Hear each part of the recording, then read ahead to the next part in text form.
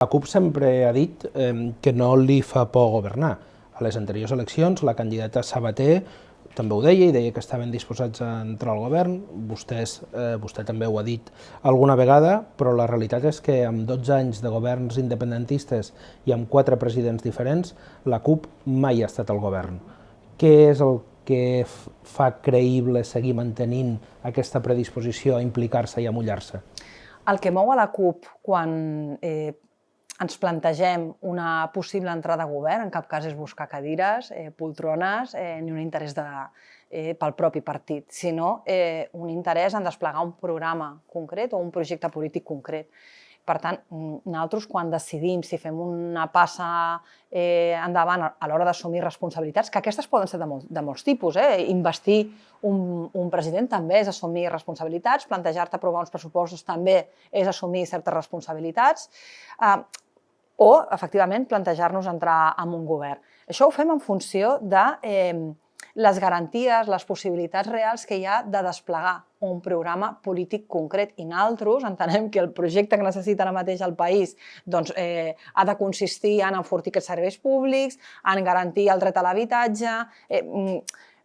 Ara mateix, amb la situació que tenim de crisi climàtica i d'empobriment generalitzat de la població i de retrocés en el terreny nacional, entenem que el que s'ha de fer és el contrari del que s'ha fet fins ara. Per tant, nosaltres, si hi ha possibilitats reals de desplegar aquest tipus de polítiques concretes, i ara podem entrar en coses concretes que estem situant, perquè ho estem fent des de fa mesos, cap problema en plantejar-nos-ho. I fins i tot en debatre.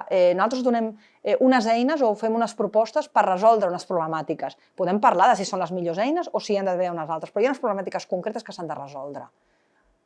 Estem d'acord amb aquest marc? Doncs en podem parlar. Si no, difícilment entrarem en un govern a desplegar un projecte que no és el que ara mateix necessita el país. Salvador Illa és el favorit a les enquestes i per ara ell està dient que la seva aposta és per un govern d'esquerres. Un govern d'esquerres on hi compta els comuns, hi compta Esquerra Republicana i no els hi compta a vostès. Vostès estarien disposats d'alguna forma a participar, si no directament del govern, sí de la governabilitat, o el tema de l'autodeterminació és una línia vermella? A veure, el que és un escàndol és que Salvador Illa es compti ell mateix i el seu partit com a part d'un govern d'esquerra. O sigui, el PSC més espanyolista i més de dretes de la història no pot pretendre erigir-se ara com un partit d'esquerres. Això és una presa de pèl. És un partit que no només està en contra del nostre dret a l'autodeterminació, sinó que és un partit que s'ha carregat la renda bàsica universal, és un partit que surt de seguida a defensar els interessos de les grans empreses i de les grans elits, és un partit que defensa que quan parlem en matèria d'habitatge no li toquem els nassos a la Caixa i als grans tenidors, no sigui cas que se'ns enfadi. És un partit, en definitiva, que avui té més a veure amb Albert Rivera que no pas amb Pasqual Maragall. Per tant, que no ens hi comptin a nosaltres aquí.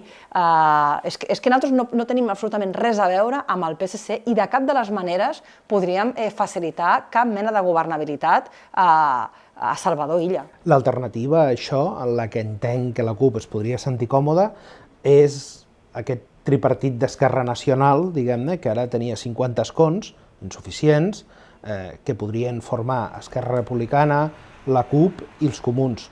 En què aquesta fórmula no funcioni o no avanci, segons les enquestes, qui té més responsabilitat o què podria fer la CUP perquè aquesta idea avancés?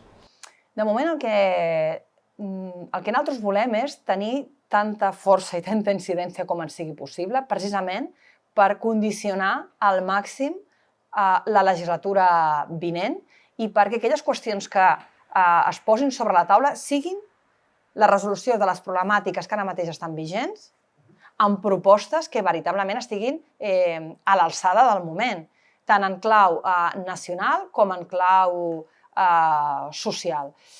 I aquí nosaltres farem tot el possible per arribar amb la major força possible al 12 de maig i a partir d'aquí, amb l'aritmètica que hi hagi sobre la taula, doncs veurem què és el que podem fer. El que està clar és que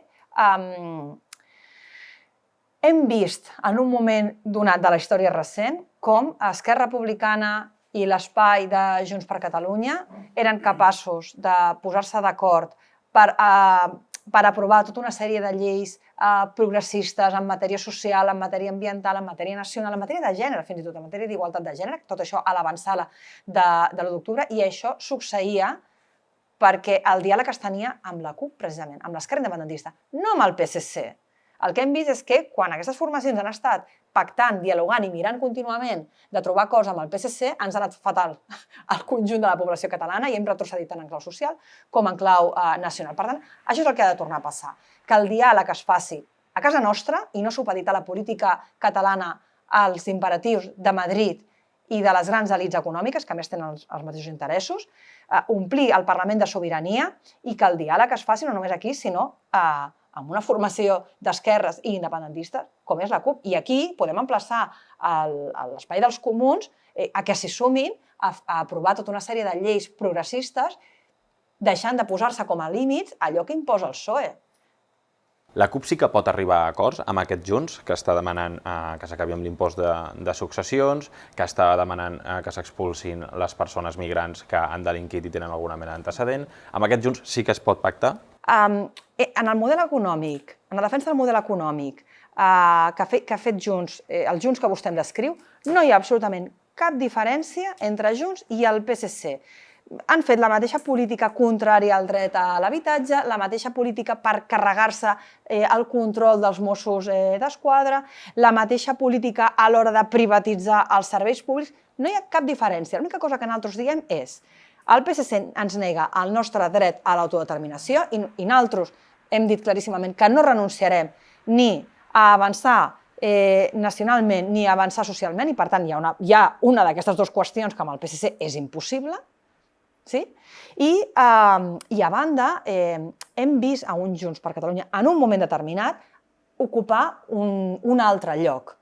Amb el Junts per Catalunya, que fa aquests discursos racistes, que fa una defensa ultrada dels macroprojectes, home, és que no hi tenim res a parlar. Llavors, el que necessitem és que Carles Puigdemont aclareixi què ve o què vol venir a fer, perquè ahir, sense anar més lluny, Carles Puigdemont deia que no està a favor del Hard Rock. Doncs a veure, que ens aclareixin, si us plau, quin és el programa de Junts per Catalunya, si el que diu Carles Puigdemont en les seves entrevistes o la política que ha estat fent Junts per Catalunya fins ara. Si la política d'habitatge és la de la senyora Navarro, que consisteix en portar els seus amics yanquis de Silicon Valley i a gentrificar les nostres ciutats, difícilment ens podrem posar d'acord. Ara, si estan per la labor i el que volen és garantir el dret a l'habitatge de la població catalana i, a més, desbordar la legalitat espanyola i aprofitar-ho per fer avançar el nostre procés d'autodeterminació reprenent l'embat contra l'Estat,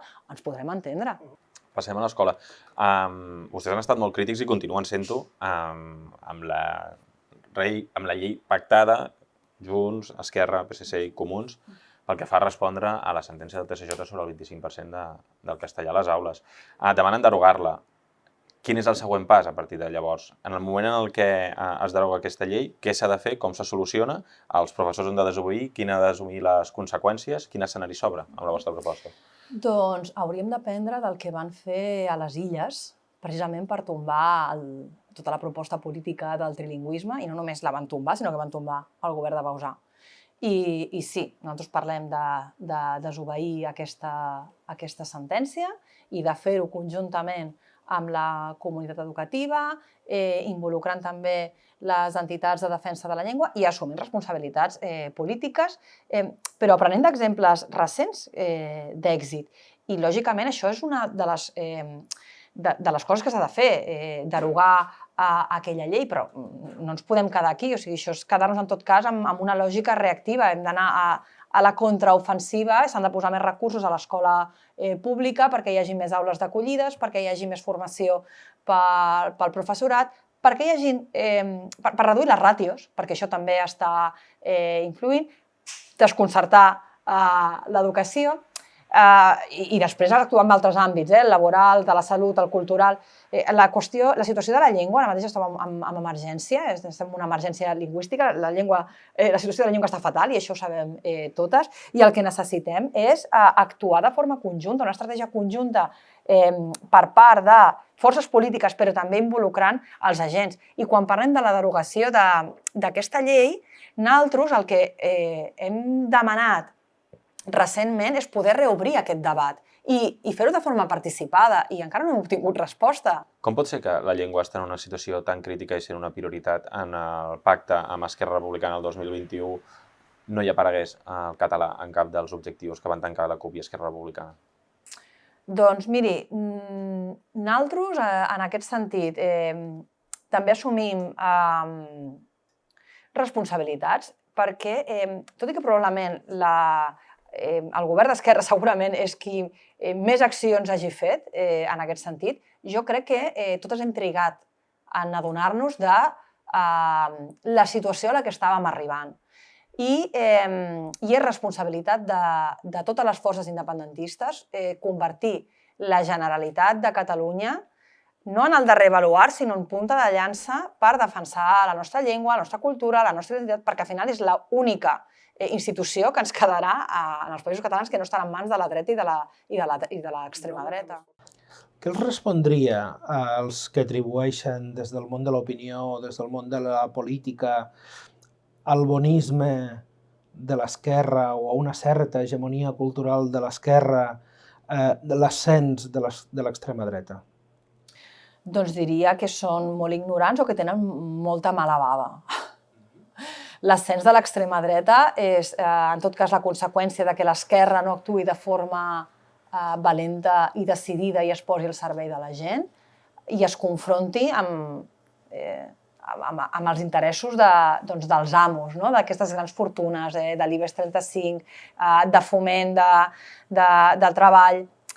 L'ascens de l'extrema dreta s'explica per això, s'explica perquè, a més, a nivell global compta amb molts recursos i en qualsevol cas, aquí el que cal és que les formacions d'esquerra, quan arriben als governs, siguin valentes i facin allò que prometen, perquè si no generem desafecció, que és el que parlàvem abans. I ridiculitzar les polítiques d'esquerres al final és assumir també el marc de l'extrema dreta.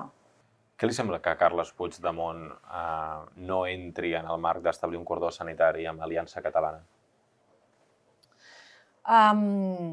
Nosaltres pensem que l'extrema dreta,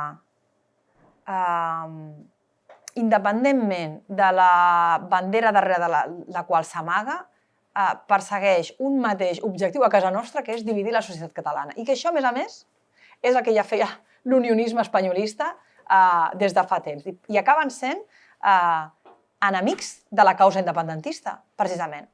Per tant, és un error, en tota regla.